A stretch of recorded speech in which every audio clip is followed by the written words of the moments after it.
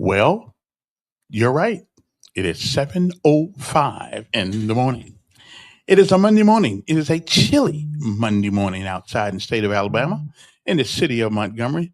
Other than that, it's still a pretty good morning. Good morning, everybody. Hope this day finds you well. It finds us on top of the ground, and the ground's not on top of us. So I think that's a pretty good place to be. It's chilly outside, 31 degrees outside. I think that's what the weatherman says. Okay, let me see what the temperature. Because everybody wants to know. Everybody wants to know how cold is it? Well, it's 33 degrees outside this morning, but right now it's 27 degrees. See, even the thermostat's getting all messed up. So it says 27 degrees outside, high today at 52, low tonight of 27 degrees once more. So partly cloudy, high 52 today, winds light and variable. On tonight, it's going to be a 6% chance of precipitation. And a low tonight of 27 degrees again. So 27 looks like to be our medium temperature. However, tomorrow heat wave is going to come through, and it's going to be high tomorrow of 60 degrees. So just make it through the day, and you're going to be okay. 6% chance of precipitation today. Precipitation 2% chance. Pollen none. Air quality good. UV index is moderate, which means it's going to be some clouds here and a cloud there and things of that nature. But other than that, you should be okay. I think you should be. Yeah, you should be okay. So anyway, good morning to you. I'm Kevin Elkins, and this is Decisions. Why do we call it that? Because everything we do requires us to make one. And even when we don't make a decision, well, we just made one. Good morning. It's time to rise and shine. We change the world and history right here where we're from. It's new beginning to you and me, cause we're not done. In our city, in our city, in our city, we're not done.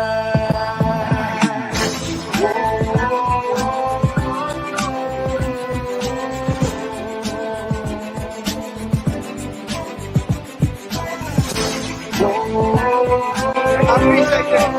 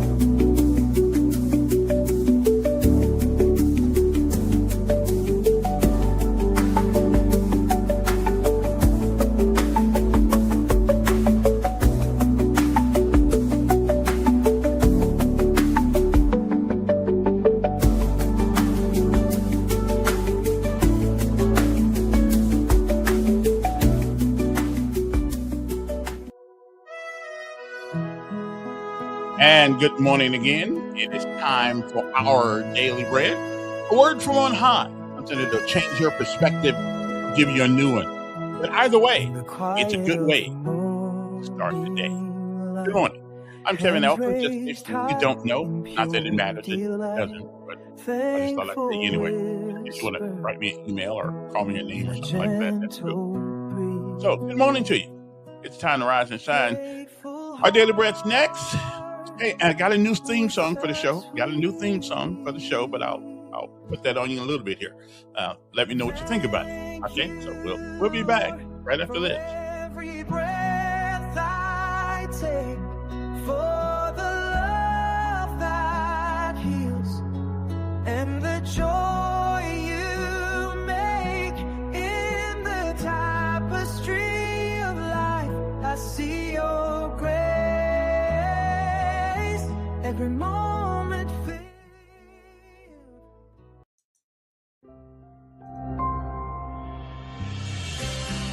Hi there, and thanks for joining us for today's encouragement from the Our Daily Bread devotional. Our reading is titled The Secret of Contentment, and it was written by Amy Boucher Pye.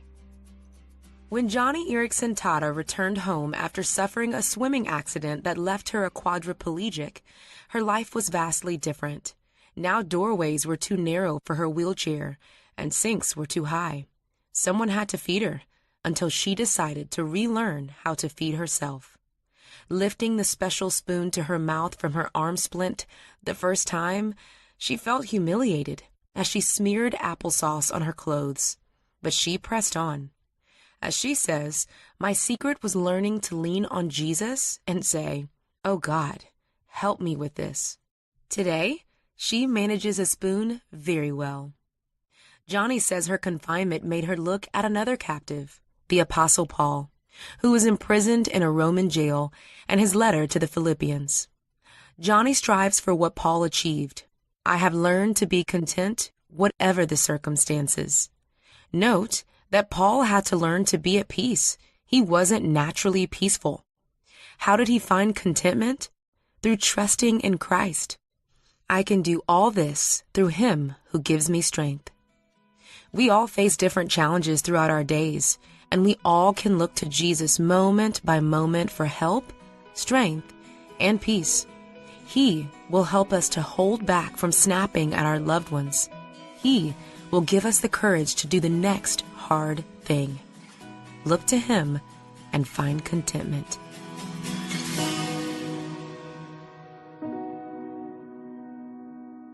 Today's Our Daily Bread devotional scripture reading is from Philippians chapter 4, verses 10 through 13. I rejoiced greatly in the Lord, that at last you renewed your concern for me. Indeed, you were concerned, but you had no opportunity to show it. I am not saying this because I am in need, for I have learned to be content, whatever the circumstances. I know what it is to be in need, and I know what it is to have plenty. I have learned the secret of being content in any and every situation, whether well-fed or hungry, whether living in plenty or in want. I can do all this through Him who gives me strength.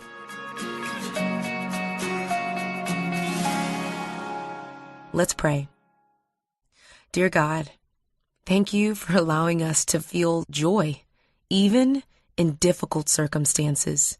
You give us the strength and courage when we feel helpless and weak. When we're discouraged and even afraid of the future, remind us that you are near and that you hold our future in your hands, and we can trust you with it. Thank you. It's in Jesus' name that we pray. Amen. Today's encouragement was provided by Our Daily Bread Ministries.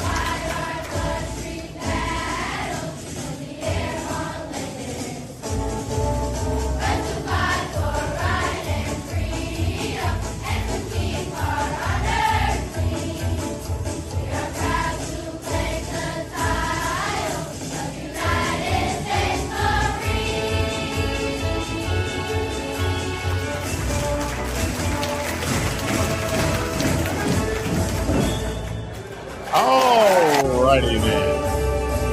Okay, that's enough. That's enough. We got it. Okay, we got it. We got it. Good morning to you. Hope everybody's doing okay. Now, you know it's a Monday morning, right? And so, you know, having some Monday morning. So let me get this. Let me get my face back in there again. Now, it's Monday morning. And so, you know what happens on Monday morning? I have to play a motivating speech, something that'll change your mind about where you are, how you're living, all kind of things, you know? Okay. So I'm just going to play this one. And this is one by Miles Monroe. Who's a fantastic speaker. I hope he now I learned how his demise came the other day, and it's saying he's passed, but in a plane crash, as a matter of fact. But his words that he left us, at least his spoken words that he left us, still is something that worth listening to for a couple of minutes, and then after that we'll get back on to. After that, we'll get on to our conversation this morning. Okay, so I just want you to know. But this is Miles Monroe, and it is called "The Power of Attitudes." And I had to have this conversation with my son the other day, my youngest. Attitude. Human beings are the only species of all the species in the land and earth. We are the only species that can change our situation by changing our attitudes. Okay. And I'm just telling you, it actually works. Okay. So today, right before you become somewhat angry at somebody or something like that, you might want to check your attitude. Okay? Check your attitude. Because somebody once said, it's not what happens to you that matters. It's how you handle it. Okay. So this is your Monday motivation. And I hope you get something out of this. The power of attitude. There are only two animals on the planet that the Creator identified himself with. The first one is the eagle. The eagle. And the second animal is the lion. And when I identified those two animals as his favorite to identify himself with, I recognized I better study these two animals, because if he is the leader of the universe and I want to be a leader on earth, I better find out the nature of these animals and also the attitude of these animals. And I discovered that both of them are the kings of their domain. The eagle is the king of the bird kingdom, and the lion is the king of the animal kingdom. But let's talk a little bit about the lion. The lion has what I call the spirit of leadership. And this word spirit here is referring to attitude. Everybody say attitude. A leader has an attitude that makes him or her different from followers. Now, the lion is the king of the jungle, but the lion to me is a great source of encouragement to all of us. I want you to write this down. Remember this as long as you live. Number one, the lion is not the tallest animal in the jungle. Number two, the lion is not the largest animal in the jungle. Number three, the lion is not the heaviest animal in the jungle. Number four, the lion is not the smartest animal or the most intelligent animal in the jungle. And yet, when he shows up, they all run away. Well, here's one of my favorite quotes that I put in my books, and I believe it really brings home the point. An army of sheep led by a lion will always defeat an army of lions led by a sheep. And the answers to that dilemma is this: because leadership can transform cowards into violent warriors. The right kind of leadership can transform a timid into bold people who are fearless. Leadership is that powerful. Leadership can walk into a camp of depressed people, and in 20 minutes they have turned on into unbelievable, powerful armies. Because leadership determines everything. The lion is the king of the jungle because of one word: attitude. Everybody say attitude. Write it down. Attitude. The lion has a different attitude that makes every animal afraid of him. Now, we don't want to lead by fear, but it does take respect for you to become a leader. When I use the word fear in the jungle, we're talking about respect. The elephant respects the lion. The hyenas respect the lion. The giraffes, they respect the lion. What makes these massive animals respect such a small cat? The attitude is the difference. For example, a lion will see an elephant, and the thing that comes to his mind, one word: lunch. I could eat this thing. And he acts the way he thinks. Now here's another amazing mystery. The elephant is larger, bigger, stronger, more powerful, heavier, and more intelligent. And yet when the elephant sees the lion, one word comes to mind: eater. Attitude is a product of belief. You cannot have an attitude beyond your belief. So your attitude comes from your belief system.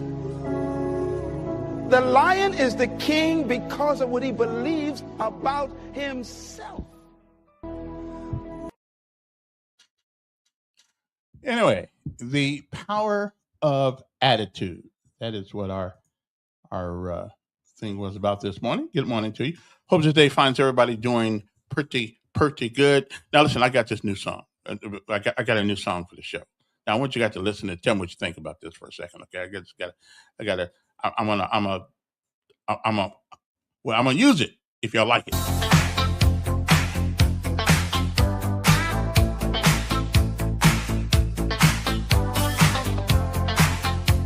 Hey, me and AI wrote this. Okay, here we go. Get up. You are still here. Time to get busy living. Oh yeah. Get up. Okay, what y'all think You about are still here. Time to get busy living. Get up. it? Get up. You are still here. Time to get busy living. You're here. Time to get busy living. Get up. Hey. You are still here. Time to get busy living. And it's 1980.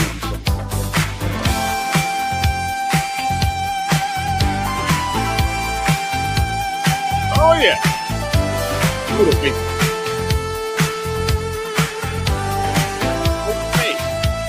Okay. My new song. You want to stomp your feet or something like that? Huh? Oh yeah. Yeah, I kind of like Ellen actually.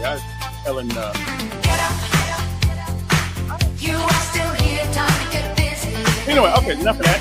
I just thought I'd share that with you guys. You You are still here. Time to get busy living. that you are still here. It's time to get busy living. Okay, I just thought I'd throw that. Me and AI last night got together and we talked for a couple minutes. Yeah, AI talks back to you. You know, I don't know. Got a great voice on it. You know, and so we talked about it and we thought we'd go with this one. Okay, it's called Get Up. It's time to get busy because you're still here. It's time to get busy living.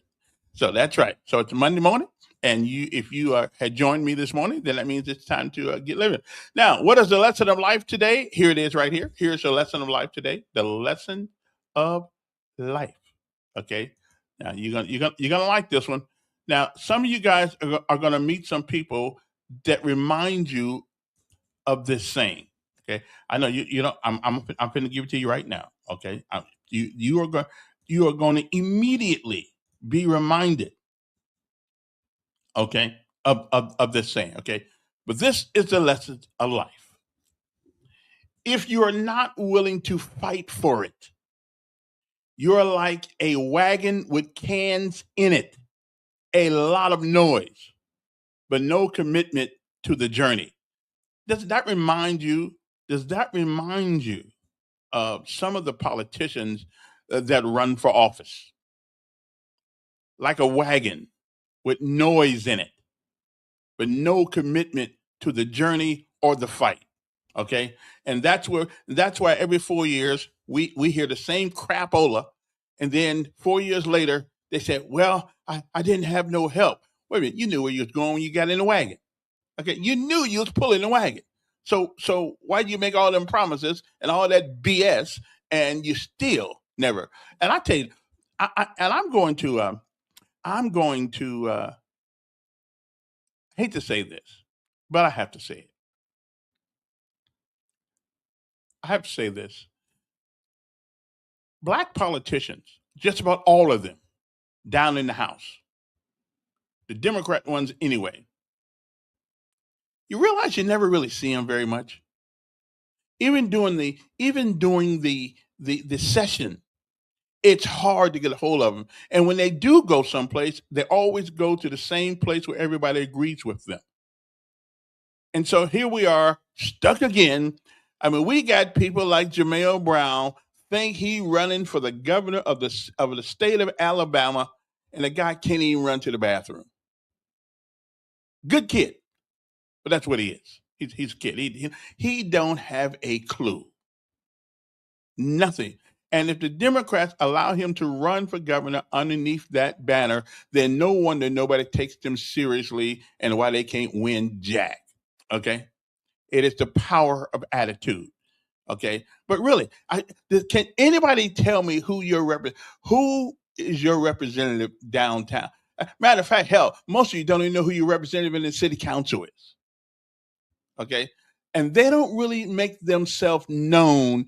You have to go down there and accidentally find out where you live and who's your representative. Okay. The other day they got to the 23rd, 25th of the month to find out who's actually running for something. Um, we don't hear from those guys. We don't. We just don't hear. Now I got a couple of people down there I kind of like. In the House, I like Kenyatta, but Kenyatta only goes on places. Most of them do. They only go. Well, hell, I'm just gonna say where they go. They go to Roscoe. Nothing wrong with Roscoe. Love him. That's my buddy. But Roscoe is a Democrat too. Okay, so they are never held accountable for their inefficiency. Never, never. But boy, listen, you know what's coming, right? You know what you're gonna hear, all right? You know what you're gonna hear, right? You know it's coming. Okay, you know it's coming. Okay. Well, they won't let us do nothing down in the House. There's not enough of us. I'm glad I went to church yesterday because I am reminded. Okay. Oh, well, that's good. And that's only because you are that's you know yours because you are involved, whether idealistically, philosophically, or just out of boredom, but you are involved. You know what's going on. Well, trust me, I got to tell you, if I stand on the street today, I think I'm going to make I think I'm going to make a little video of this. Say, who's your representative? They don't know and they don't care because they figure that they figure that everybody knows they don't know. And so they don't care because they figure it ain't gonna do them any good anyway. And there's something to that. There's something to this thing about how in the hell we're gonna pay you $60,000, over $60,000 a year for a part-time job, and we don't know who you are. But we do.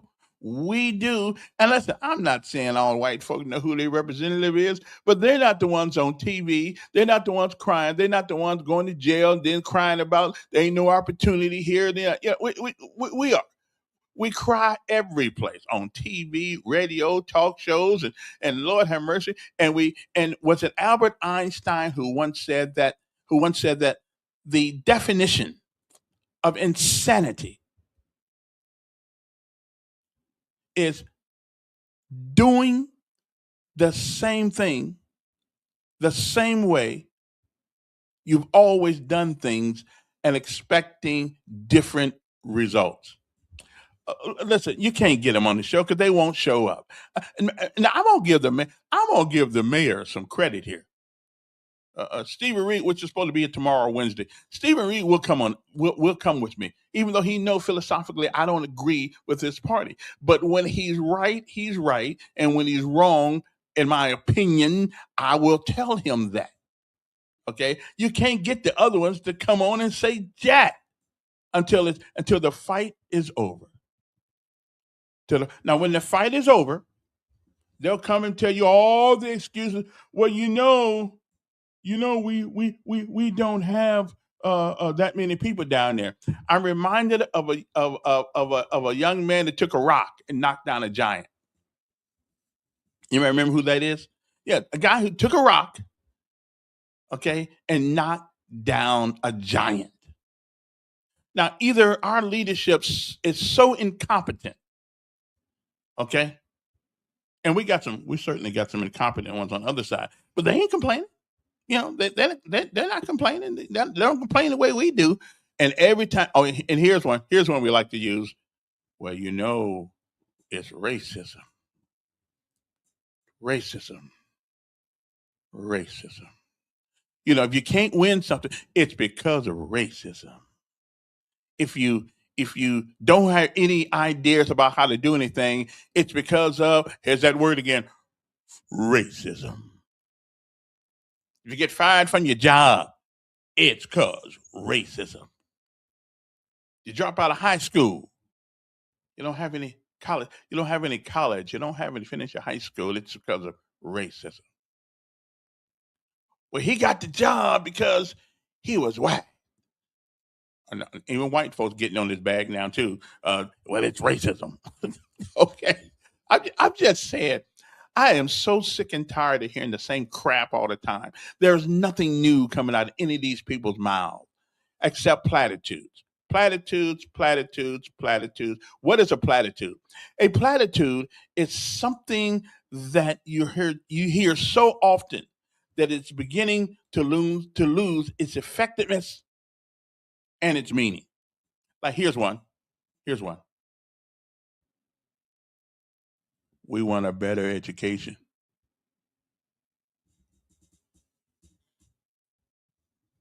Well, now I've never heard anybody say we want a worse one. We need affordable housing where people keep getting put out of their homes because they no longer can afford to live there because we allow, and I'm putting the white folks on this one, we allow people to raise rent sky high. I know. This is the new me. This is the new me because we whine. I'm not whining. I'm just telling you. I'm telling you the way it is. It is what it is. We keep expecting something different, but we are still doing the same thing we've always done. Okay, I know the day just started. Like I had a subject for today. I got a bunch of subjects for today. The minute you mention rent control, not like New York, people say, "Well, you don't want to. You don't want to. That's not our system." Well, it's not your system because you're living in a house. But when people's rent goes up to the point that they no longer can afford to live inside, where they're going to live. As a matter of fact, come think about it, I want you guys to know that the Crump Center at 1751 Congressman L. Dickinson Drive Any resident in need of shelter will be welcome there during the hours during January 11th. That's to and today from 7 p.m. until 7 a.m. So I guess it's over. Now here's my thing about and this is another thing I just don't get. If it's cold as hell outside, or not cold as hell, but if it's cold outside, why would we want to put people out at 7 o'clock in the morning? It's cold as hell at 7 o'clock in the morning too. So where do they go? At least let it warm up. At least let it warm up a little bit. Tomorrow's supposed to be a little bit warmer, but I don't. Why doesn't the city have all these empty buildings around here? Why doesn't the city have a place, a shelter for people who don't have a place to stay temporarily? Why don't we have it? So we put them in these places. Oh yeah, come on in 7 o'clock at night. Well, we're gonna put you out at 7 o'clock in the morning. It's cold as hell at 7 o'clock in the morning still. Where do these people go? I don't get that. We're gonna bring you in when it gets cold, and we're gonna put you out when it gets cold. Okay, so I'm just trying to. I don't understand that. So all of a sudden 7 o'clock, 7 o'clock comes. Y'all get out now. Hell, I'm still cold. And we do have. There ought to be some church someplace. Okay, some place. All these buildings, all these churches we got here. I mean, why not give churches a grant or something so they can open up their facilities during cold weather or inclement weather like this? All these empty buildings that are warm, that are, I don't get it. We're gonna let people in at 7 when it's dark and put them out when it turns light. Like all of a sudden the sun's out and it's warm outside. It isn't. So the mayor, somebody needs to answer that question. Where they supposed to go? I mean, seriously, listen, we don't do enough for the homeless as it is. Yeah, we don't. We don't do enough for homeless as it is. And maybe because most of us can't afford to do it. Most of us are barely getting by ourselves as a individual. But as a collective, with all these empty buildings around here, it would seem to me that we could do something. We got an emergency management. We ought to come up with some building, someplace, and the buses ought to be free on inclement weather so people can get to some of these places. Okay, it ought to be free. Okay, so I'm just saying that and nobody comes up with those kind of with that kind of suggestion. Okay, so I'm just worried. And again. And the one thing that I have been wondering for the last couple of years, everybody knows that the price. Oh, okay, yeah, right. But to get and thank God that we got the Mercy House. But how do you get there?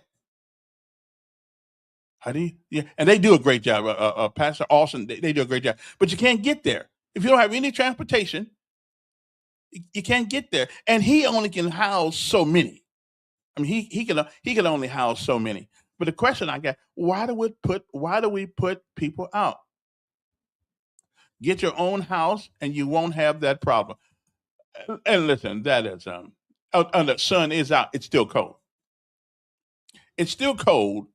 If the sun is out or not, it's still cold.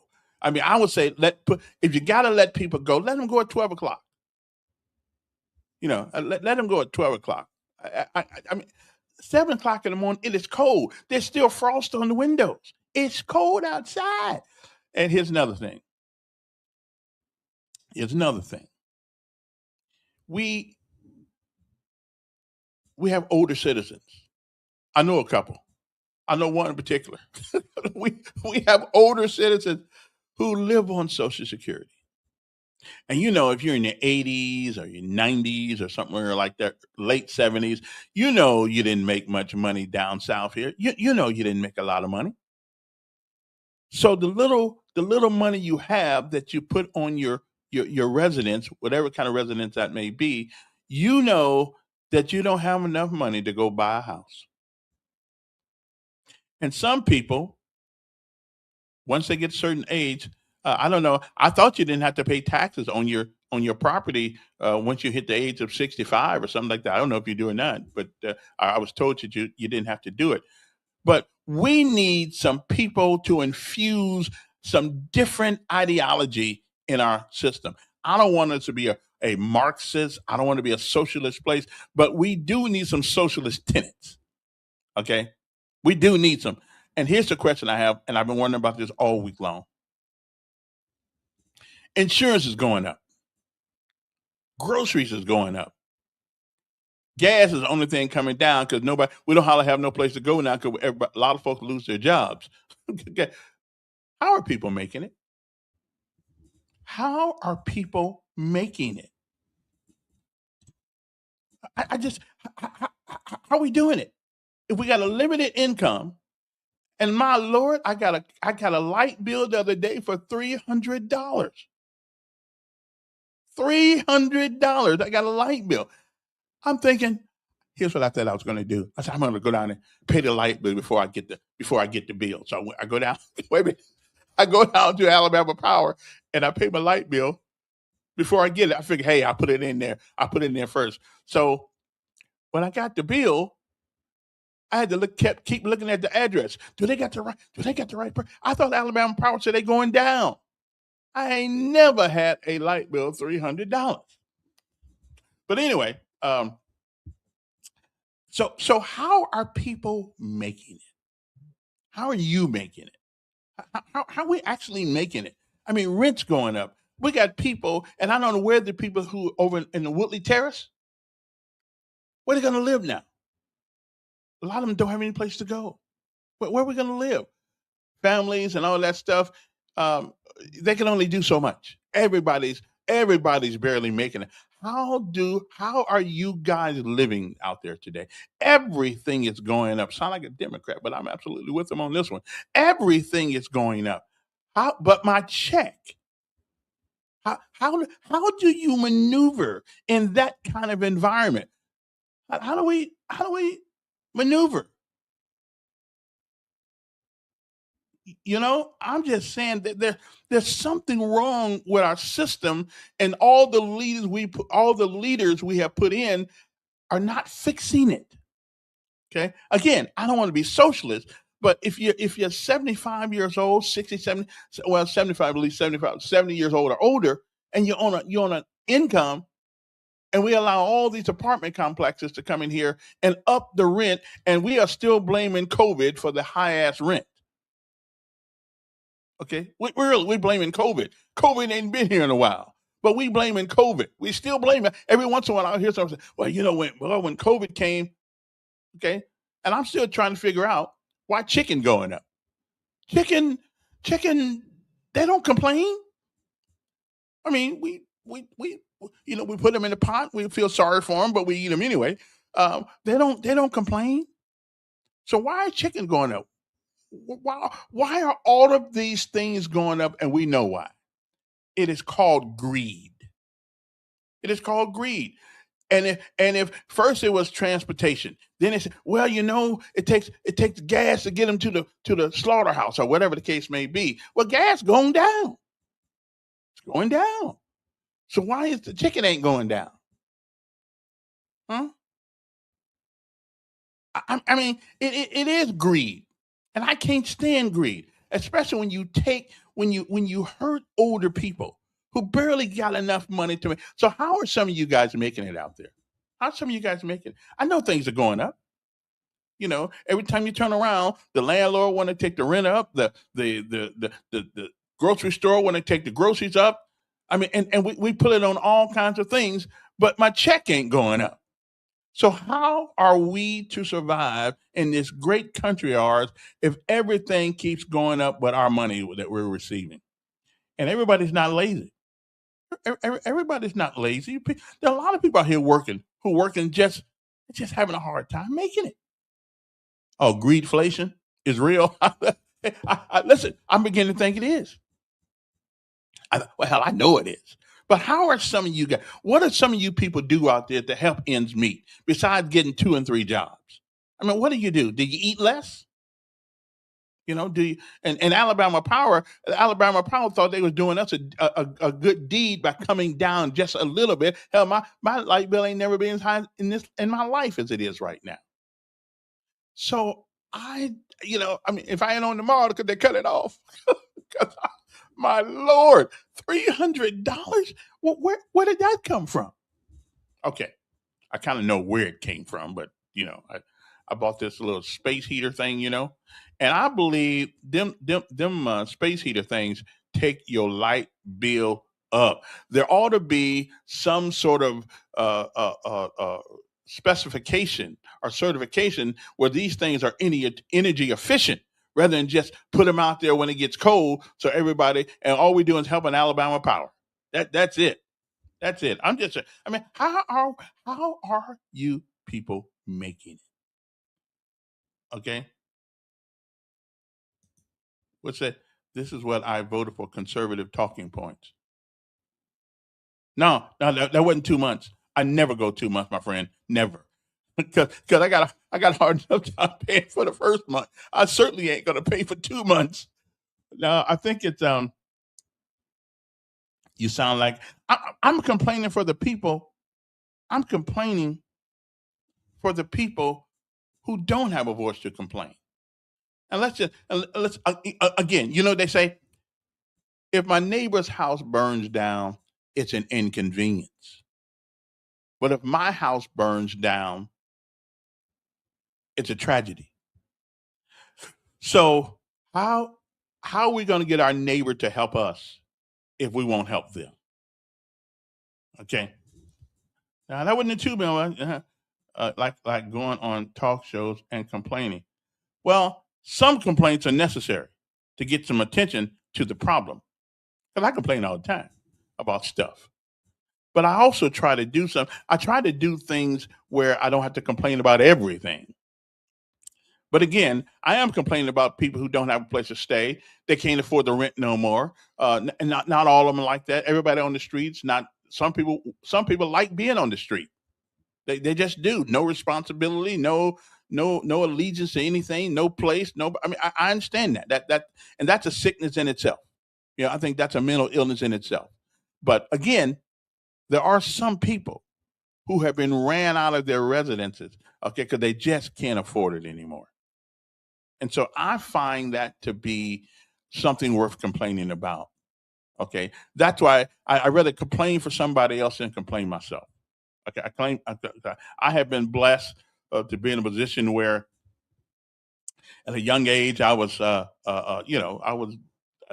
I joined the military and things happened the way they were, and I got retired at the age of 32. So I'm okay. I'm okay. I mean, I ain't living in the lap of luxury, as you can see, but I'm okay. I don't complain for myself, except that high ass light bill I got the other day. That was the first time I complained. $300. That's 1 month. That's not two. That's just one.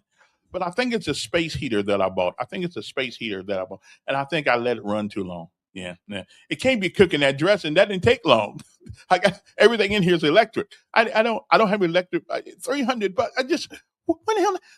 What, I don't use that much. Okay, I watch TV, or stuff like that, and got the refrigerator going. But my lord, 300 bucks for an apartment. I mean, I'm blessed enough to be able to pay it. But again, what about those who can't? Who go out and buy space heaters because their apartments or their homes are not energy efficient. Okay, I need to get a lot of. Hey, get me some candle. I know what you say. I'm going down to Alabama Power today. Somebody gonna talk to me. They're gonna tell me what the hell is going on with this. Of course, when I walk out of there, I'm still gonna owe the same bill. So I don't even know why I'm going down there. But the question is, how are some of you making it out there? And maybe you guys are all making it fine. But I know there are people. If they got a $300 light bill a day, I think that how long they let you go without paying the bill? What 30 days maybe? 30 days maybe, and you in the dog. Especially if that's just 1 month. But anyway, I just wonder how are some people making it? Okay, and again, it is Do I? No, I didn't get. No, they give that. You don't get an email with your daily use. No, no. Line power use. Well, even if they told me what kind of power they were using, hell, I wouldn't know what that is. I don't know. I don't know. But that is a good question. Because I don't know. I don't know how to read it. I mean, I don't know about wattage and voltage and all that stuff. I mean, it's an apartment. It doesn't. We don't have a lot of lights or anything. I think buying the space heater. So anyway, so if you know some information I can use for that, just put it up there someplace so I can know how to do $300 lot. But man, you need. Mine shows the dollars per day. And are you with Alabama Power or random dude? Are you with Alabama? I didn't know they did that. So they would actually send you an email on what you're using every day. I didn't know that. See there? See, that's why we got to find out these things. But we need to call them down there. See, that's what I'm saying. My house is 2,500 feet, and mine is not $300. That's what I'm trying to figure out. And the hell am I get 300? Normally my bill is about $125 or something like that, But $300? And it ain't wintertime yet. Well, it's wintertime, but it's not that with it. I think it's a space heater that I bought. Somebody trying to get over on a brother. Okay. Yeah, yeah. They caused mine to go off too. Space heaters cause mine, and that's because, and again, I'm not the technical person, but it's in, I think it's in something with that box outside, and maybe it's got an older box, and it flips the switch and all that stuff, and I learned how to maneuver through that. Uh, but other than that, I bought some milk last night, 2.5 gallons. What? 2.5 gallons cost $9.79. Where's that at?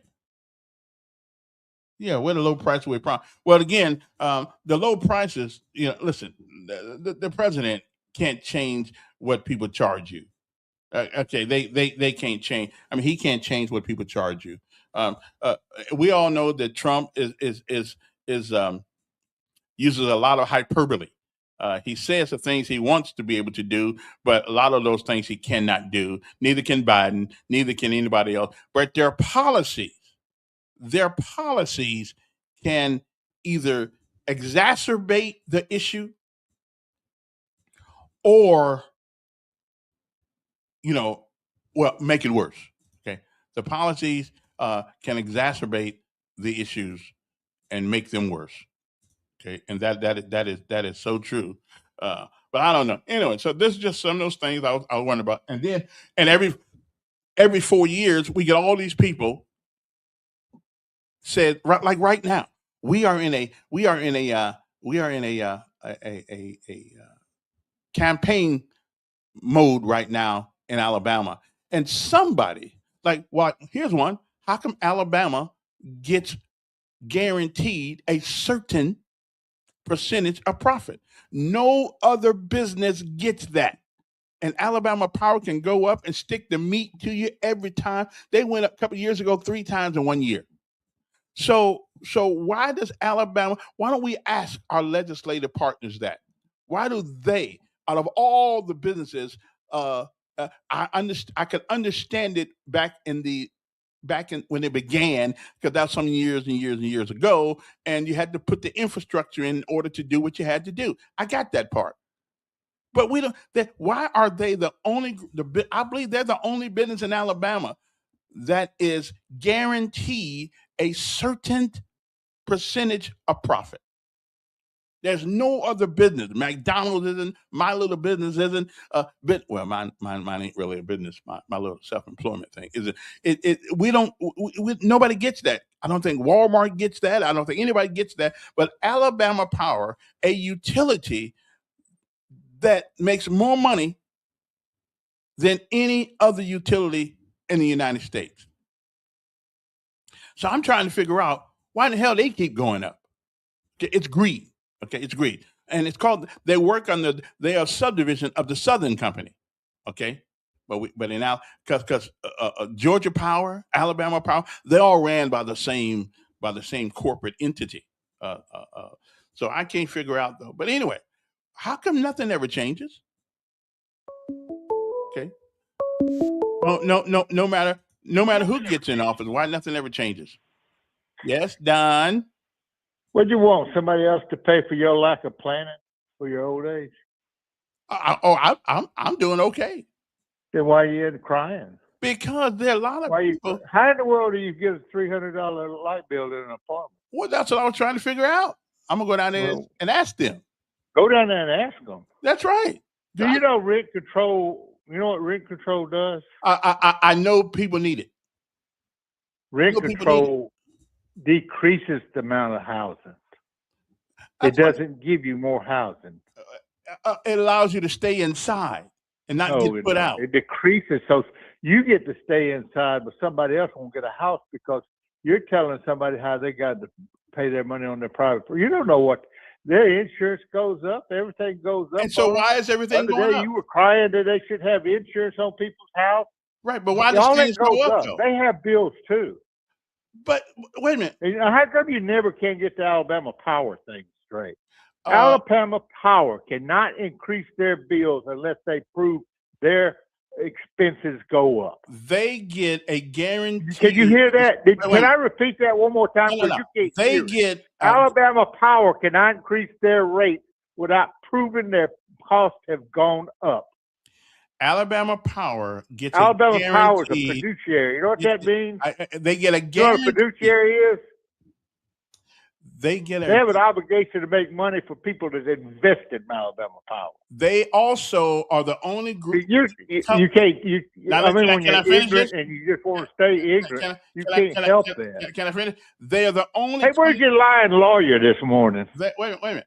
They're the only. Let's go to your lying lawyer. Now listen, I want to have a conversation with you. So No, because it's stupid. Can You're going you to shut say up the for same 1 second, stupid though? thing You shut you up for 1 say second. every morning. Just- You're just going be to quiet. say Alabama Power does this house. Alabama Alabama Power cannot raise. Okay. Alabama Power has a guaranteed rate of return for profit. They're the only company in Alabama that I know of that gets that. Okay. And the PSC, who supposedly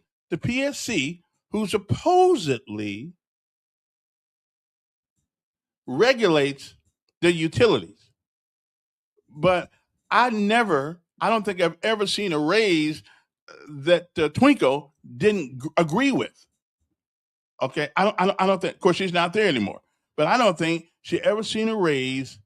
She's never seen a raise that they turned them down. They rarely turned them down. Okay, they made $9 billion profit last year. I didn't say million. I said billion. Okay, $1 billion profit. Now, I'm with you. Oh, wait. Hold it. Let's talk about this for a second, John. You're absolutely right. And guess what? The data center that's coming, the Meta, it is going to use a hell of a lot of electricity. And my thing is that who's going to pay for that? The data center that's coming, the Meta data center that's coming to Alabama, Montgomery, is going to exponentially raise the use of electric power. And I'm almost willing to guarantee you that at some point, it is going to cost us money. Okay? And the question is, how are people making it? How are people making it who don't have the ability to have a second job? Okay, I mean, how are they making it? See, I love people who are sitting on top of the mountain right now, because when you sit on top of the mountain looking down, life don't look so bad. It don't look bad at all. It looks pretty good, as a matter of fact, on top of that mountain. Okay, so.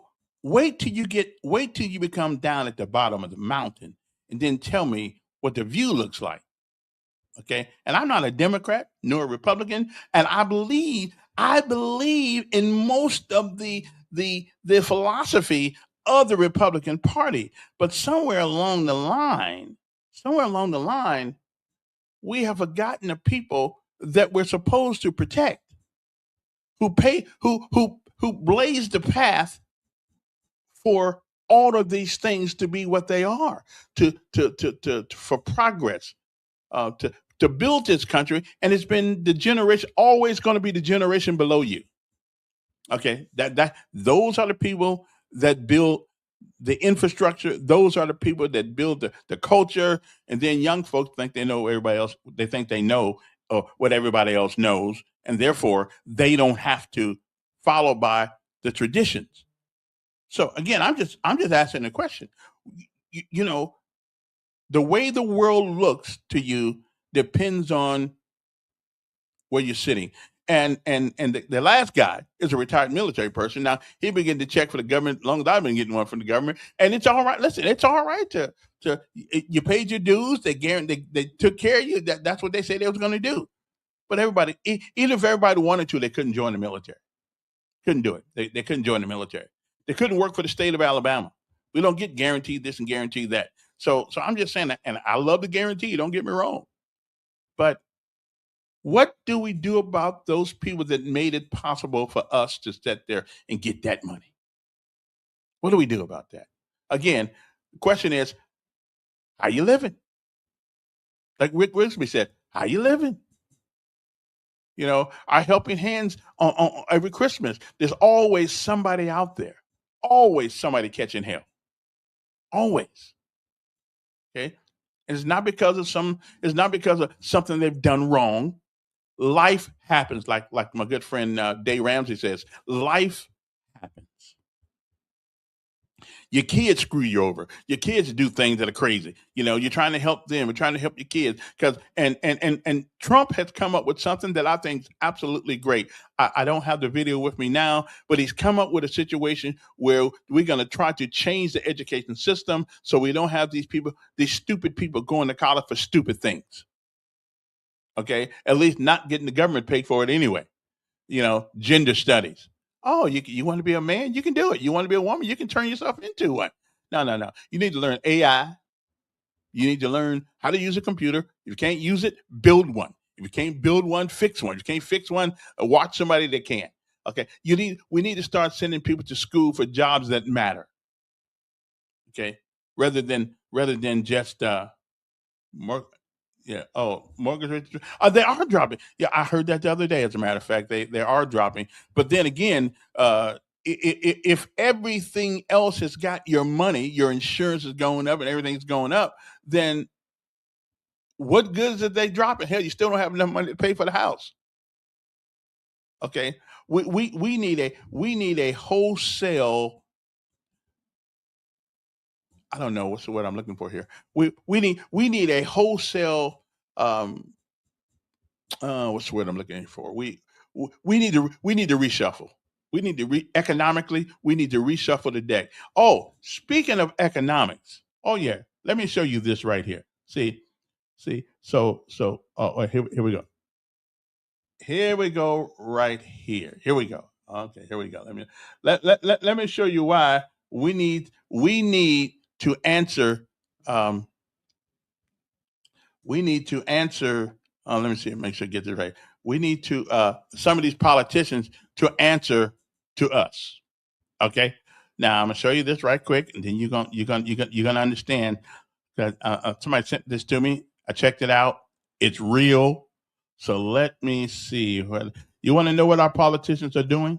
You know how they getting rich? Well, I'm going to show you one that comes here all the time, blaming the Republicans. Okay, yeah, we got a representative come to mind all the time, blaming the Republicans for everything. Okay, she always comes here blaming them. Let's see, where's it? Hold on. And at the same time, she's sitting here getting rich. Okay, she's sitting there getting rich. Okay, there we are, right there. She's sitting there getting rich off the poor people that she supposedly represent. Okay, I'm just saying. So if you look right here, okay, let me make sure I put this in the right perspective here. Okay, so if we look right here, can't get it over. Let me put it right back here. Okay, this right here is let me see. This is a 2025 Congressional Portfolio Performance versus the S&P 500. Okay. And if you look at the top of the page, one who's done the best up there, top of the page, is Representative Terry Sewell, who represents one of the poorest places in America. You see her portfolio, the third one from the top, has had a 67% upgrade. Okay? Upgrade. See, these people go downtown, come here, rebel rouse, and tell you how bad the white folks are, and at the same time, they are getting nothing but rich. Okay, that's it right there.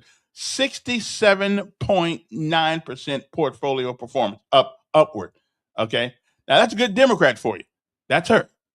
Okay, so these folks that's right. They're doing insider trading. They're doing all kinds of things, and they're making you. But boy, when election comes, they're gonna come here and tell you how the Republicans are bad. Do you know that the richest people in Congress are Democrats? Yeah. That's the combination of the Senate and the House of Representatives are Democrats, the richest people up there. And this is why Nancy Pelosi's worth millions of dollars. Millions. Okay. But she went there, I think, worth about $1 million, $2 million, something like that.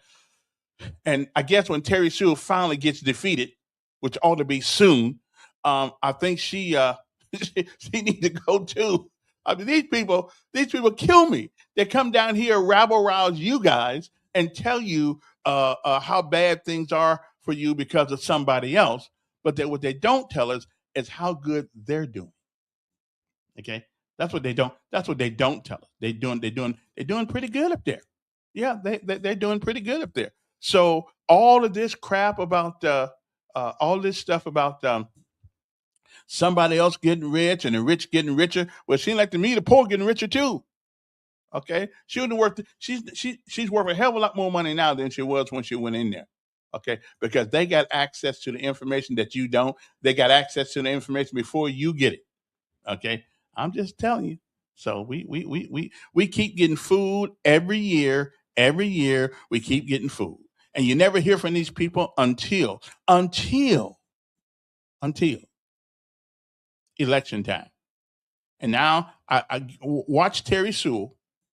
I don't know if Shamari will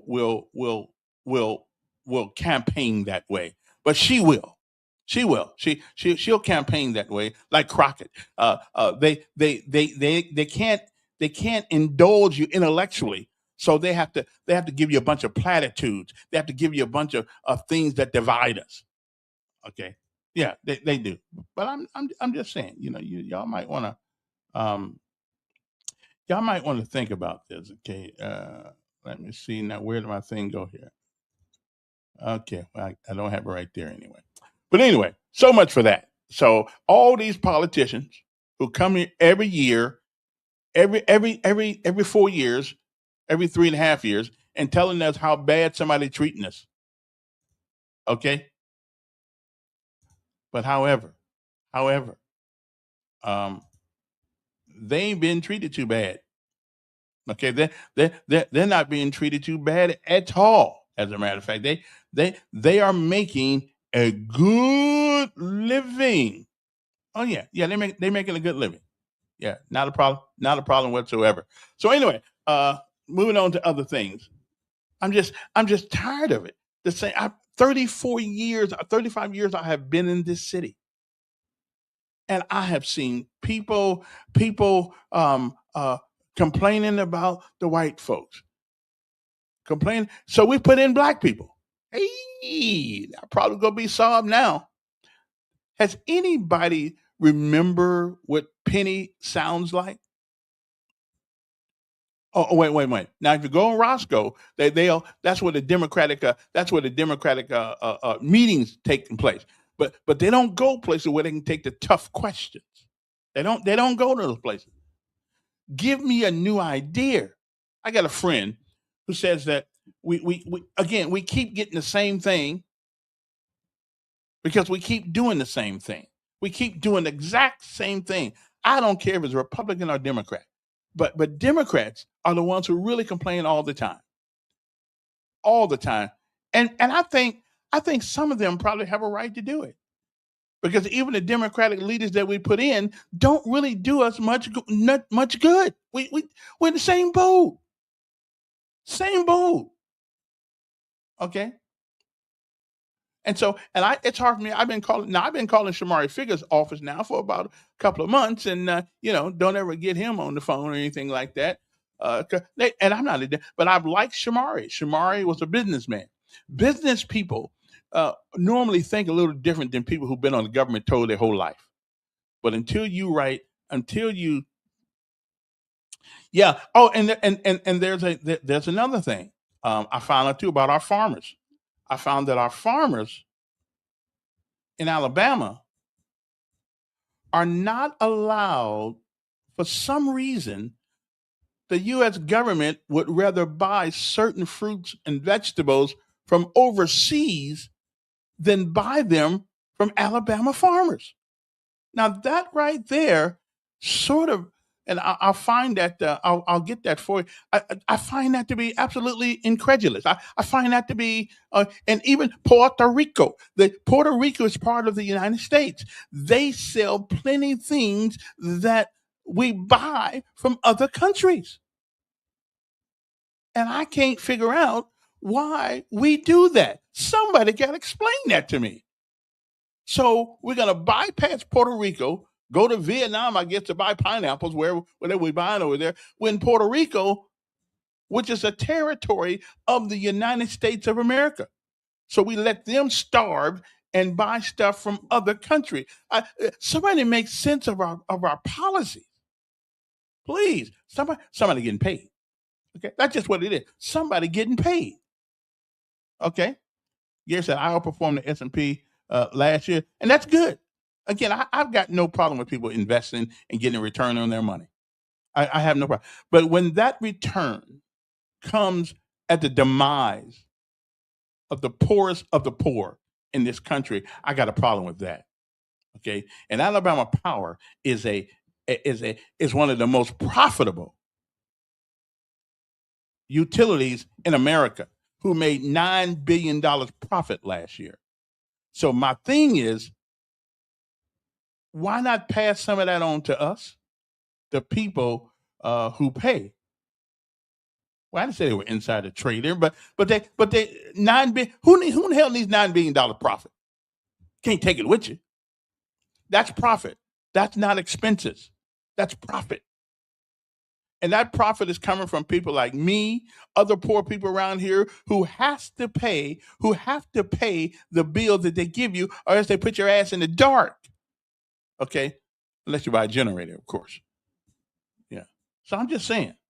I didn't say they were insider trading, but again, how much, I agree with Barack Obama only on one thing he always said. How much is enough? How much is enough? Okay, how much is enough? How much profit is enough? $9 billion not enough? That's not enough profit? Hell, $1 billion is a good profit. So how much do you need? How much does Alabama Power need to profit in order to give us a break? How much they need? And then, another thing, there's this commercial going on TV that Blue Cross and Blue Shield now. Blue Cross and Blue Shield, now I don't know whether or not the commercial is correct or not, but they say they turn down more requests from the hospital than any other insurance company does. Matter of fact, it is said on TV that the reason why Jackson is in so much financial difficulty is because Blue Cross and Blue Shield won't pay the things they request. Okay, and Blue Cross Blue Shield, big mule, when they will pay for you, it seems that they do pay when they will pay, but evidently they have a hard time paying for things that people need. Okay, that at least that's what the commercial said. Whether it's true or not, I don't know, but I would think that somebody I think that somebody would not put that on television unless there was something to it. Okay, I'm just saying. So the question of the morning is, how are we making it? How are you making it? Are you working 2 jobs, 3 jobs? I mean, it used to be cooking hamburgers was for people in high school. Cooking burgers were for kids who it was one of their first. My job. It's one of the first jobs that we ever had to teach us some responsibility. Now we got old folks in there cooking the burgers because they can't make it either.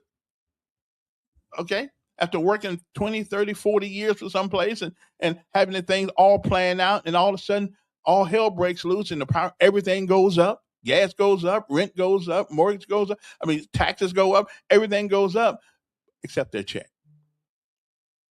Except their check. So that's the question this morning. How you making it? What else do you have to do in order to make it? That second job? Hell, I know some people got third jobs. So I don't. And I'm sick and tired of hearing about. Hey Gary, listen, and Don. Don sitting over there because he getting a government check. See, folks getting a government check. We're doing all right. Even if we get put out, we got some money to buy a room a couple days a week. We doing okay. That check just come on in like it's supposed to. But what about those folks who don't get that check? Who depended on their jobs?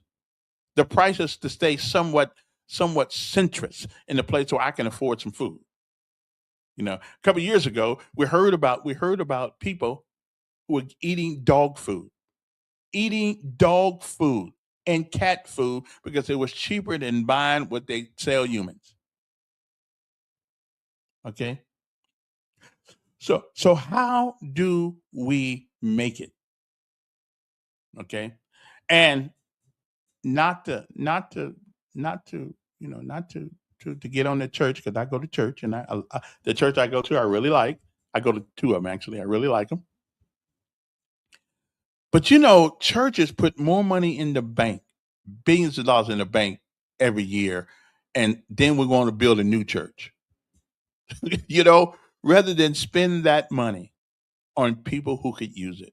And now I do know there's one organization in this town called MAP, Ministry About People, with Ken Austin. They do a lot, and there are a lot. Don't get me wrong, there are a lot of people doing a lot of good things.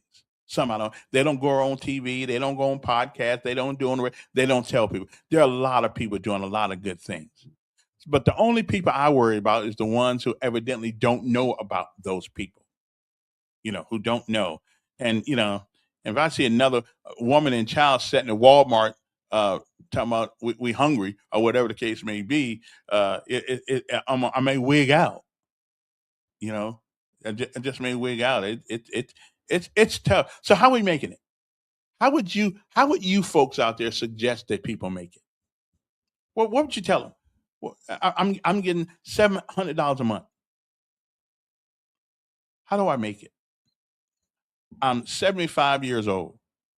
How do I make it? So that's the question. What would you tell them?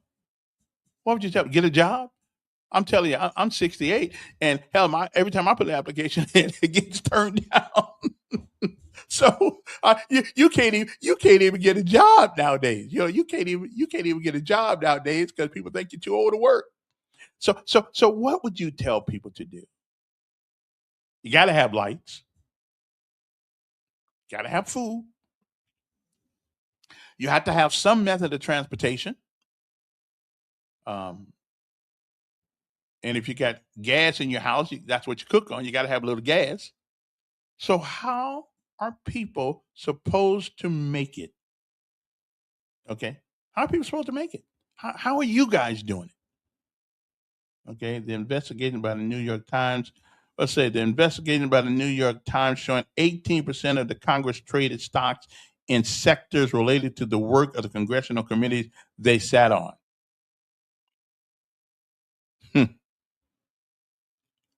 Yeah, that's right. I know Pelosi and them did it, but I mean, and evidently, they're not subject to the same laws we are. Okay, I mean, I did have stock one time, but I went broke on it.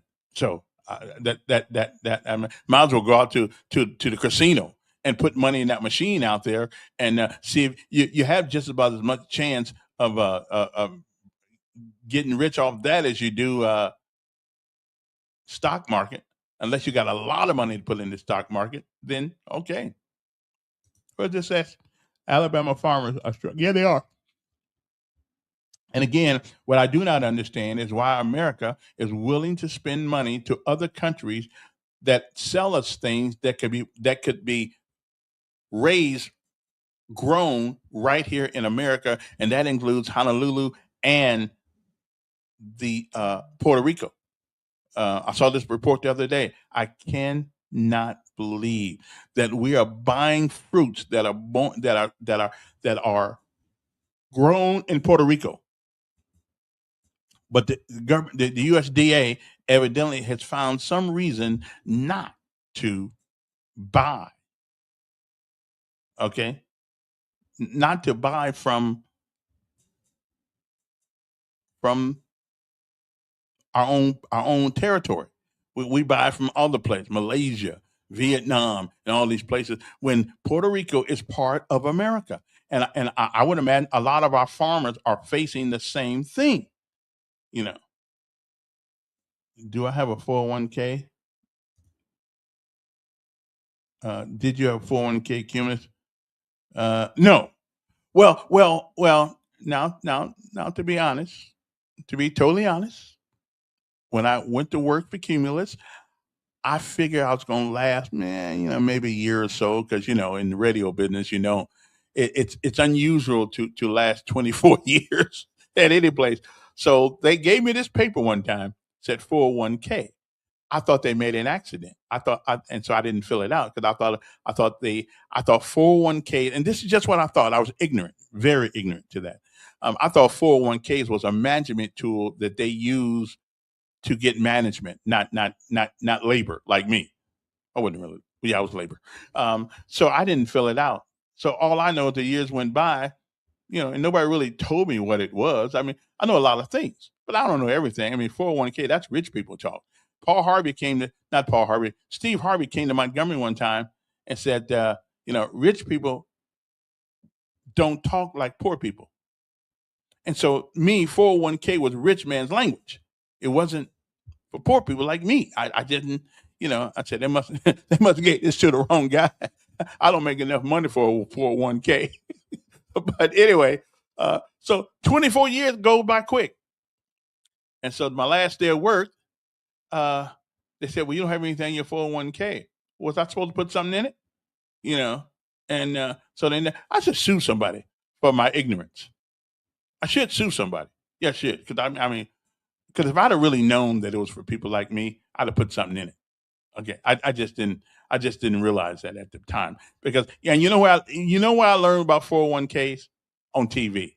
Okay, on one of those TV shows where was it one of them business TV shows where the guy said, well, we're going to bring you in as our manager, and we're going to give you a 401k. See, that's the first time I ever heard of 401k. Okay, so that was for managers. It's big stock, big stuff. I didn't realize that. I just didn't know. So I'll take the blame for that one. I just didn't know what it was. I thought it was for rich. Again, I thought it was for management. Not. It's like the difference between officers and NCOs.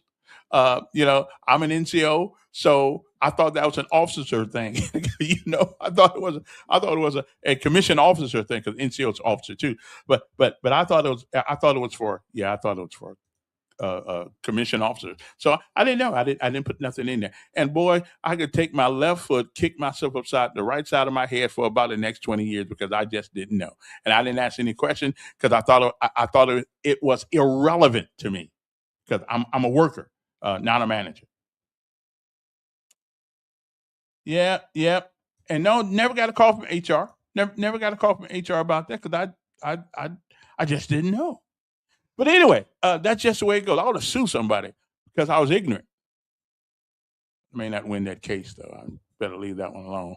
It may make me look even stupider. Um, but anyway, it's one of those things, and that's got to be one of the that's got to be one from financially. That has got to be one of the that's got to be one of the most dumbest things I've ever done. I'm feeling like crying. I feel like I just feel like crying right now because I just.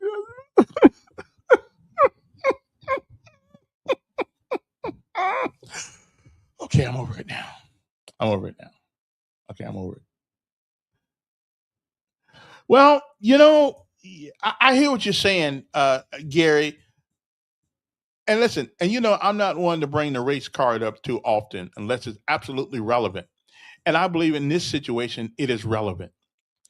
Down here in the South, okay, where black folks traditionally made a hell of a lot less money than everybody else. Okay, my mother would be, let's see, would she be 98? Oh, wait a minute. Wow, she'd be 98 right now. I think she would be. Yeah, yeah, or close to 99. Let's see, I was born 57, 68. Yeah. Well, she'd be 88. She'd be about 80, almost 90. Um, she didn't make anything. She didn't make anything. She hardly made anything. And so I don't know. They didn't have the opportunities to do things that we have today. So I don't know. You got to have something to plan with in order to make a plan. She was raising a bunch of kids, and they just didn't have it, especially Mississippi, Alabama, the Appalachians, and places like that. They just don't have a lot of money. Okay, so they, I can't say that. I just can't say that it's bad planning. I just can't. I can't say that. I think that people live life, you know, and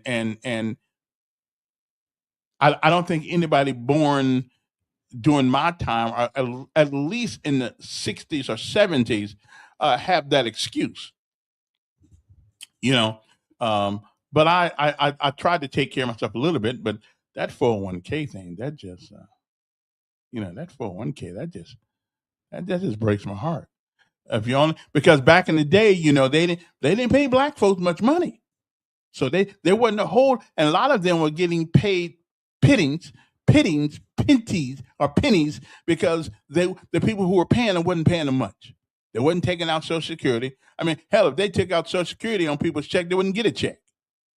Okay, so I'm just saying, let's not act like everybody. There are a lot of people who just didn't know, like that 401k thing. We just didn't know. I didn't realize that I I could put stuff in there. I just didn't know it. You know. But anyway, that's just one of those things. I was ignorant, and they ain't no nice way to put it. I was just absolutely ignorant. Okay, that's just the way it goes sometimes, and you pay for ignorance. Trust me, you do. You pay for it. Funny how school systems don't teach this info. You might be right about that. You might be right about that. We don't really, because they don't want us all to do okay. We need a poverty-stricken class of people to do the menial labor jobs that other people won't do. We do. We need we need, and I never will forget my mother being from Mississippi. I lived down the street from Notre Dame University. And when I say down the street, I mean down the street in South Bend, Indiana. And anytime we would go past that school, my mother being born in Mississippi, would say that's their school. You know. And basically she was saying that don't even think about it, because okay, you're black. You don't go to schools like that. And I said, I mean, I didn't know what to say then. Okay, well, that's what Mama said. So I didn't think about going to Notre Dame. I mean, I lived right down the street from it, and I wasn't a dummy in school. Um, but I said, well, okay, so I never, ever, ever, ever, ever thought about putting in for University of Notre Dame. Now, time goes by. What I'd made it, I don't know. And the rich are different. They think differently. than we do. And I agree with you. Most rich people, if they find themselves in a bad situation, they will get out of it. They think differently. They think they can rather than they can't. That's true. But my mother had came from a place, Jackson, Mississippi, where thinking didn't mean much of anything when you're born in the 30s. It didn't mean much of anything. You were treated like a dog piece of meat. You were treated unfairly, and you were told all the things you couldn't do rather than the things you could do. So I don't blame my mom either. I wish I had more mental clarity in the '70s when I was coming up, to understand that it was up to me. But your parents are a big influence on you. They're a big influence on you. And she said, "That's not your school. That's good. That's not a school for us." Okay, unless you play football, of course. If you play football, then you can, or basketball, then you could get there easy. But anyway, so much for that.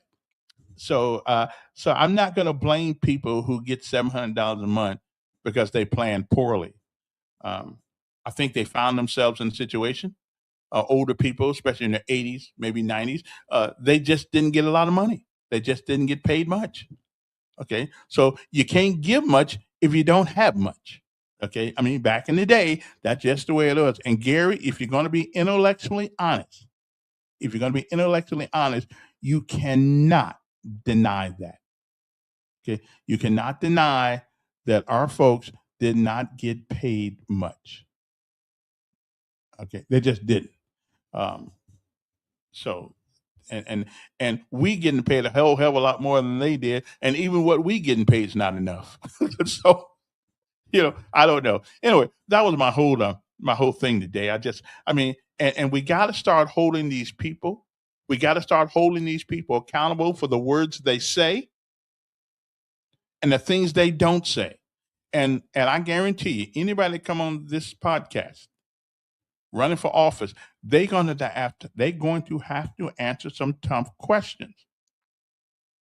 Okay, and it's not because I want to be mean to them, but we've been doing the same thing the same way for so long until we can't tell which way is up. And that's the poor folks, white and black. We keep believing the crap they say, and all we know the next day after the election, they forget our name. So after all, we have a right to complain. I think you have a right to complain if you participate in the process. But if all you do, you never vote, you sit home, you watch TV, the stories as the world turns. Is that still coming on? As the world turns and one life to live, I think that's still running. Yeah, I think that I think you don't have a right to complain. Oh yeah, and hey, Big Daddy, I actually went Friday to visit my good friend Aquarius Green at the that place on what's the name of that place over there on what's the name of that street, Fairview Avenue. That's where he was laid to. His funeral was Saturday, but I went to see him and say goodbye to him. I'm still heartbroken about that. I don't, I guess his daughter was there. His former mother-in-law was there. Um, it just broke my heart that, and again, I don't know everything that goes on in people's homes, and so I can't even attend to, but I'm just telling you, he didn't seem like the kind of man that would do things that, again, that that he's been accused of. I just, he loved his kids, and to shoot him in the head, I'm just telling you that's personal. That had nothing to do with anything. That was a personal vindictive act. But hey, that's that's the way I see it anyway. But it just broke my heart, and I went there and I said goodbye to him. So it was just, you know, sue the Indiana school system. Well, what am I going to sue them for? Did we have 401ks back in 71 and 72? I don't know. How long 401k been part of our system? I cannot. Indiana does a good job. Now we're doing a good job in football. Okay, so I'm just saying we moved. It took us a while, because we were we were studying on, we were planning on teaching people things rather than making them play ball. Now we got the teaching thing down. We got all kind of universities in IU. We got, we got Notre Dame, and we got all kind of colleges. So we good. Our people still learn, but now we kicking button football, and now when Notre Dame gets back in this thing next year, we're living doesn't happen, and they beat Alabama, and then the reign of Alabama will be over. Okay, although Alabama did screw the system did screw Notre Dame out of their place in this CFB, okay, college football championship thing. They got screwed. Okay, they did. They got screwed, but that's okay. Sometimes that happens. Sometimes it ain't what happens to you; it's how you handle it. Okay, so I gotta take a pause for the calls, but we'll be back right after these messages. I gotta take a pause for the calls. I gotta go get my glass of milk. Okay, because that's what I got to have. I got to have the glass of milk. So I'll be back right after this. You are still here, time to get busy living. Get up. You are still here, time to get busy living. Get up. You are still here, time to get busy living. Get up. You are still here, time to get busy living. You are still here, time to get busy living.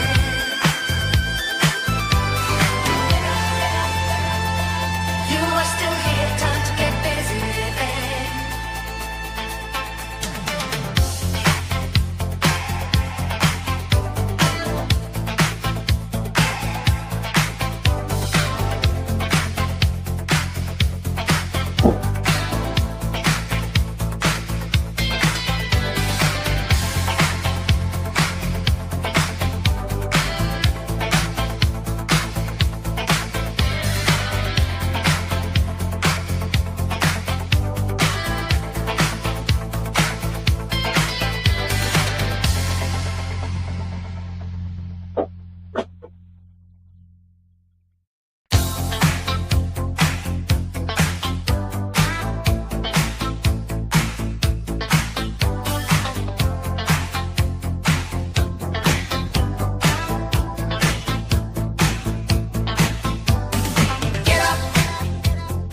You are still here, time to get busy living. Get up. You are still here, time to get busy living. Get up. You are still here, time to get busy living. Get up. You are still here, time to get busy living. All righty then. What do you guys think about my new song here? I love this song. It says, "Get up, get busy living, because you're still here." Anyway, good morning to you, all of you. It is 8:40 in the morning. Let me see. Let me look at my calendar, see what day. Yolanda Flowers is going to be here on. Okay. So Wednesday, the mayor's going to be here. Yolanda Flowers is going to be here on Thursday. Who's running for the governorship of state of Alabama. There are 4 black women running for governors in different states. She's one here that's running here. So we're going to talk to her, see if she got any plans. The mayor, I got the mayor's down for. When's the mayor down for? For Wednesday. So we'll see if the mayor's down for Wednesday. And again, we need to. We truly need to start holding these people accountable. The people who say they want to represent us, okay, who say they want to represent us, and we really need enough of this thing. And nothing ever changes. We do the same crap. I mean, and again, how people living right now? How are people living? Right, that's important to me. How are people living? Okay. So I live down the street from Alabama State. I was told it's not your school, but I ended up getting my master's degree there. I guess it was your school. You know, Yeah, and why wouldn't it be? Wait a minute. There was never a prohibition on white people going to black schools. Was there? There was never a prohibition, so that was no great accomplishment. But I mean, you could go to any school you wanted to. From last I checked. Uh, uh, uh, oh, okay. Wow. Says that breaking news: Chuck Schumer, who was a guy who came up with the law that said we could strike boats or any other thing headed to our country outside our territorial lines if we thought they was to do it was they were bringing stuff to do us harm in 1986. Okay, yeah. A spreader to shut down the government again over cuts to ICE and DHS funding before January's end. Well, we'll see. We'll see how that works out. Okay. But yeah, Gary, that's no big deal that you went to Alabama State and Now, do we just here's a question, Gary. Do we give you that master's degree because you was white, or did you actually work for it? That's what I need to know. Did you? Yeah, because y'all blame us for it. I mean, did you get it because you're smart and you did your due diligence to learn the information that was available to you in order to get that master's degree? Okay, I'm just saying. Did we just give it to you because you was white? I don't really know. I mean, and why would you want to go to a HBCU anyway? I mean, you had a WCU, didn't you? I mean, why so you took up a chair. So you took up a chair. No law. Oh, here we go again. No law allows killing on the high seas for allegedly drug trafficking. Well, what we do, there's a word called FAFO. Okay, they effed around and they found out. Don't bring it this way. Don't even come our way with your drugs.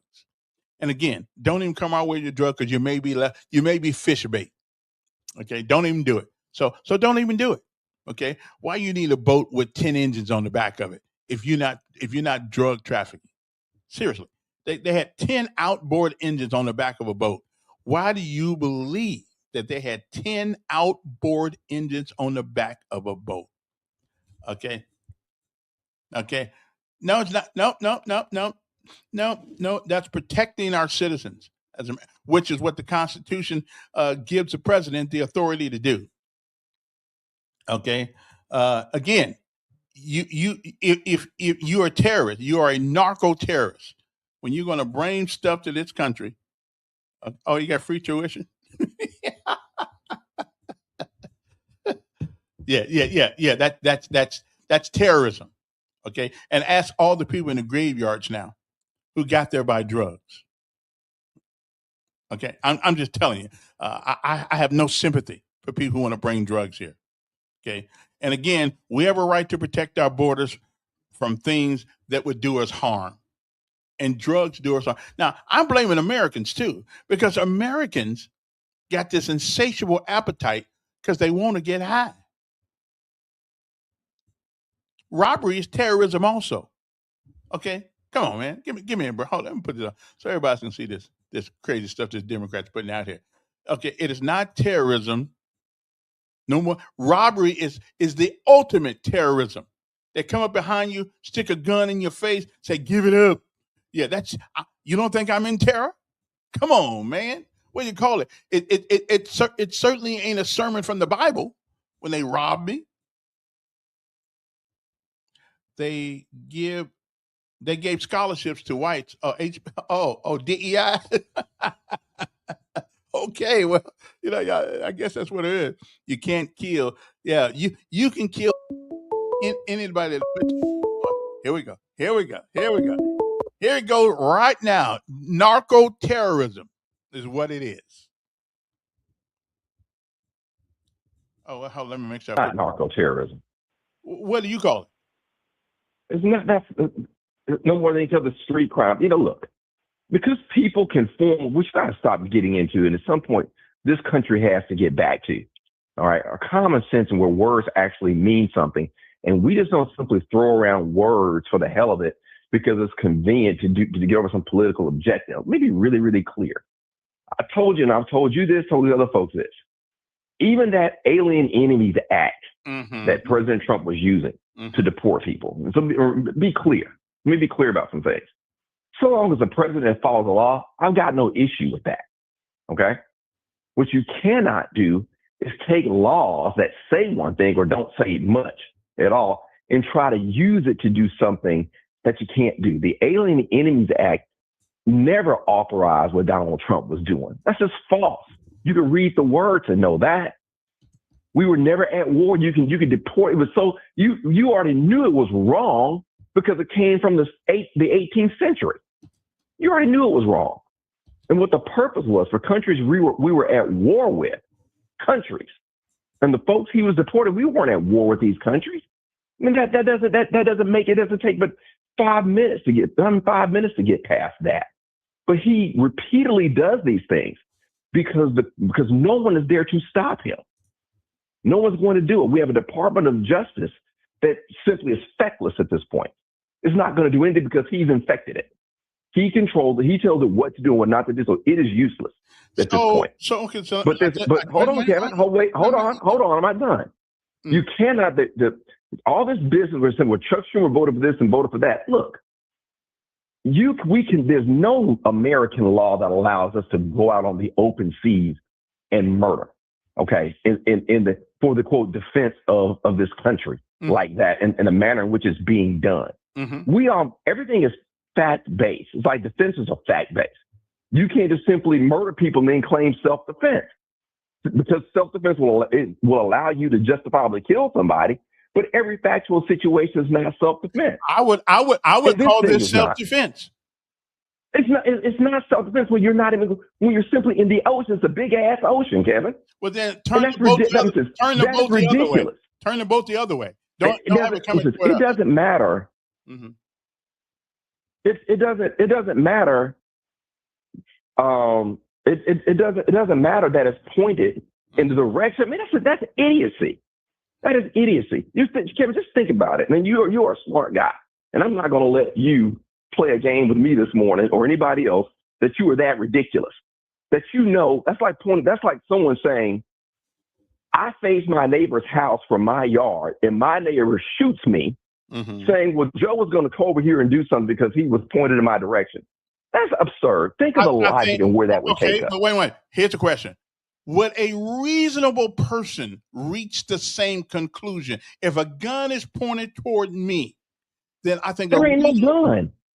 It's different. It's a dangerous instrument. It's an instrument carrying dangerous things. It is just as dangerous as a gun.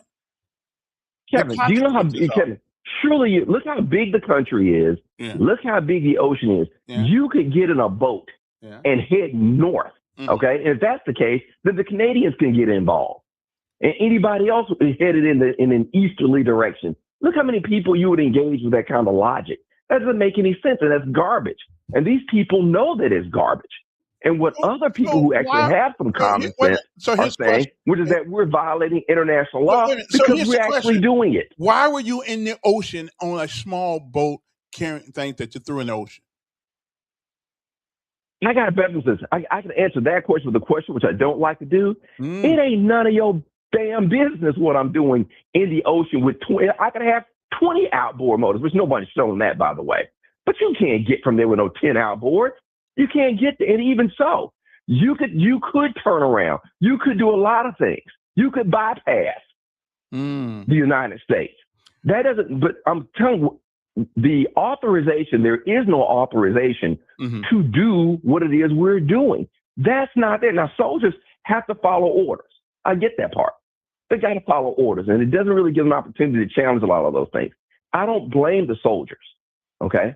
I don't blame them.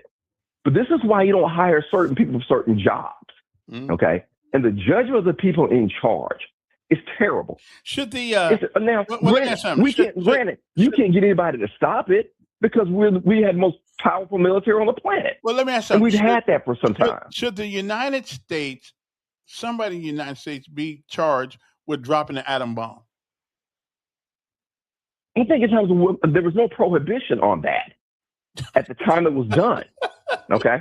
Well, no prohibition on it. You don't need prohibition on killing people. Hold on. You said somebody's charged, so to charge you with something means it's got to be illegal. And so it wasn't illegal. So the answer to the question is no. No, you shouldn't do that. I don't know what that has to do with this. And But no, you shouldn't have to. No, what about sending drones to other people's place and killing people? Is that that that depends. It depends on what it's for. Oh, okay then. I hear you. Okay. It depends. This stuff is fact specific. Wait, hold on. But you're telling me you can go out, you can use this law, which is what they're saying. Hold on 1 second. Hey, Dr. Joe, hold on, okay? Okay. All right, hold on 1 second. Let me go back to this guy here. Switch. Okay. Anyway, since I'm not in, all I know about the Geneva Convention and the Status of Forces Agreement, and we were not authorized to kill folks who were not, as long as they wore a uniform, they were soldiers. So they come under those laws. Nobody else does. Well, I'm not sure the Geneva, and I don't know my history well enough to say that the Geneva Convention was even in effect at the time that the bombing of Dresden occurred by the Allies, okay, in Germany, when we were bombing Germany. Mm-hmm. Whether or not that was in effect at the time that Pearl Harbor was attacked, it was a military installation. Civilians still got killed. I'm not saying civilians don't die in a time of war, Kevin. I'm not saying that doesn't happen. We still got the war. We're not at war with Venezuela. We're not at war with these drug traffickers. We're not. Listen, and people need to stop flouting these words. I'm against these inflammatory words. Wait a minute. I'm against what happened in Venezuela. I think that's none of our business. We had no business going grabbing somebody, a head of state, and bringing them to the United States, and then have this kangaroo trial against him. And he may be the worst guy Venezuela ever had, but that's their problem. That was not our problem. Agreed. I agree with you about that. You and I agree about that. But let's agree. Oil is a big deal. Russia was getting it. Chinese getting it. So America might as well get their piece of it too, I guess. So well, look, when I say perhaps you and I agree about that, to go ahead and do that. So because let me ask this: what happens if Venezuela decides they're going to execute a warrant against Donald Trump or anybody else? They better have the White House. Well, hold on, wait, hold on, because people don't think this stuff out. Yeah. Let's say Venezuela does that. Yeah. All right. We're going to charge you with murder and everything else. Okay. And then let's say they submit that warrant to a president, a Democratic president, who says, you know something, I'm going to command the military to go in and get Donald Trump where he is and execute this warrant. And y'all can extradite him. And if you can get them, they probably would do it. I mean, if they could get them. Well, here's the thing. Now, we've never done that in this country. Okay, we've never done that in this country. We did it this time. But hey, listen, I got. Well, we didn't. Well, let me get another call. We'll talk. I'm having you on the show later on. I got it right. But I love you like a brother, older brother, younger brother. Let me see, Dr. Joe.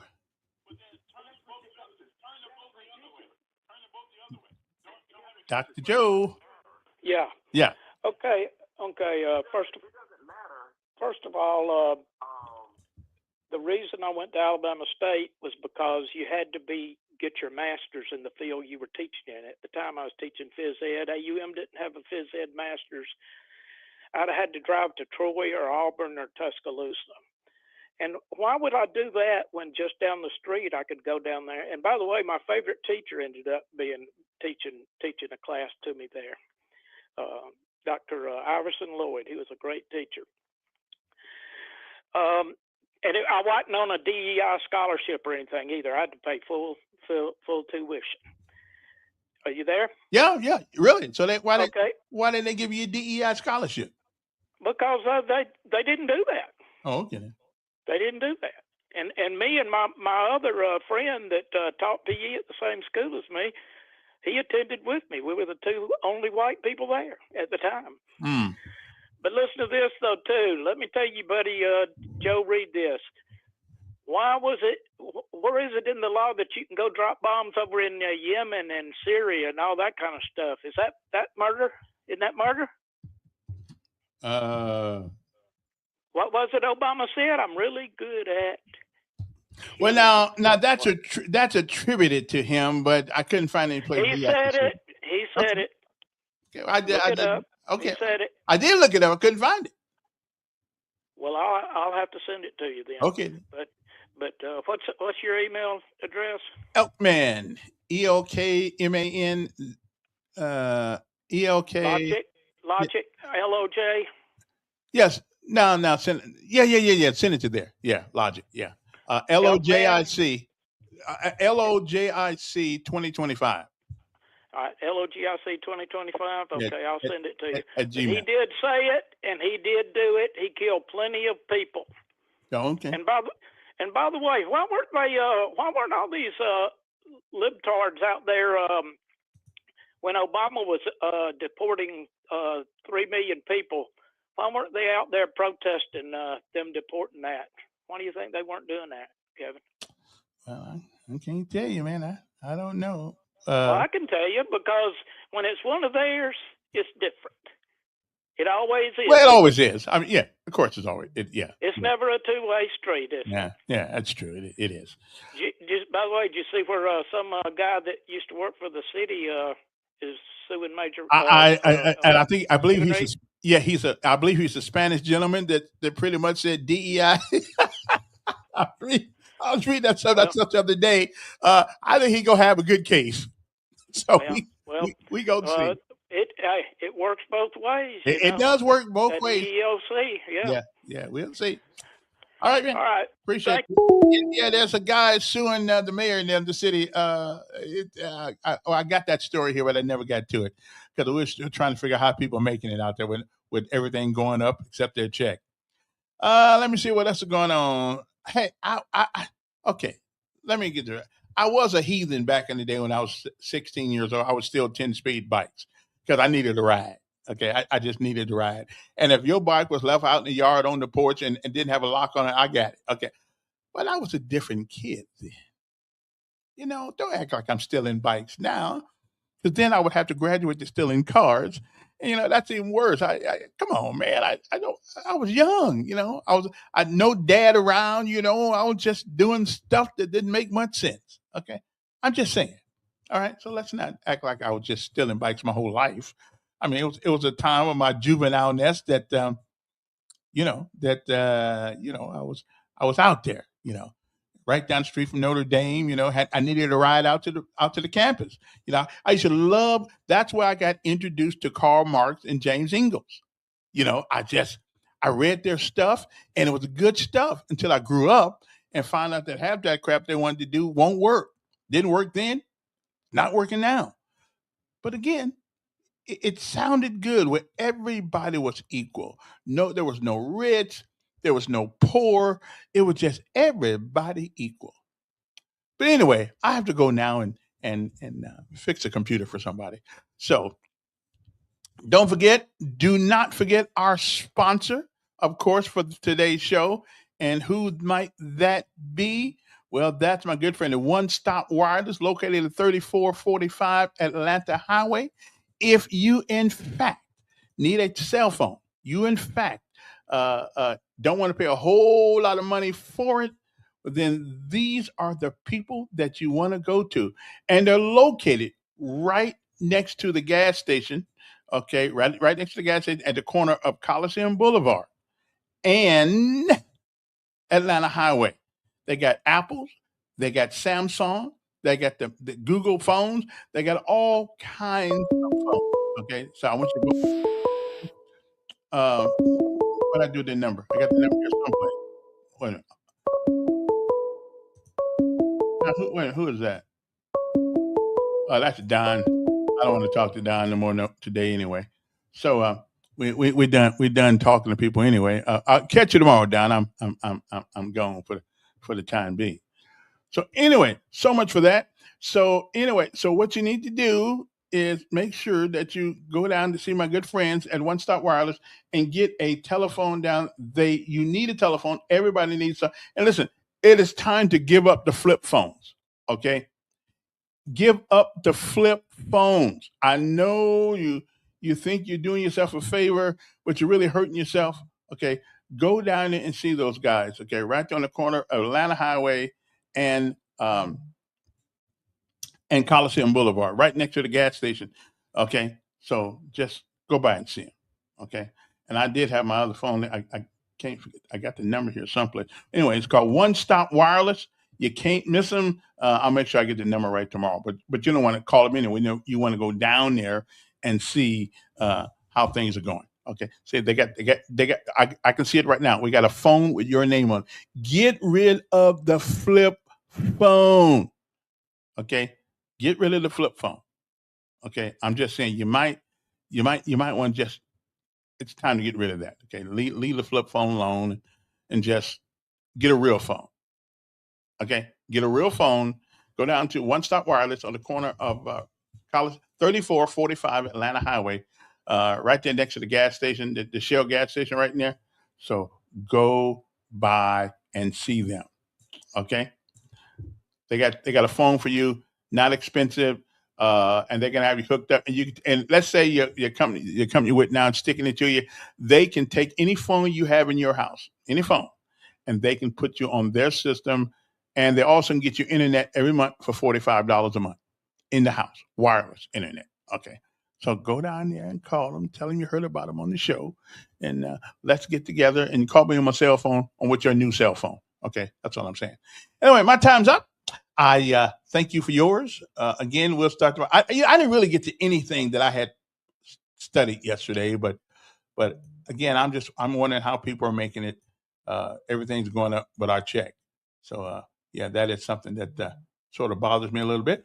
But I'm pretty sure that we'll figure this out. Anyway, my time's up. Thank you for yours. Have a good day. I got work to do. I got work to do. Anyway, never mind. I'll see you later.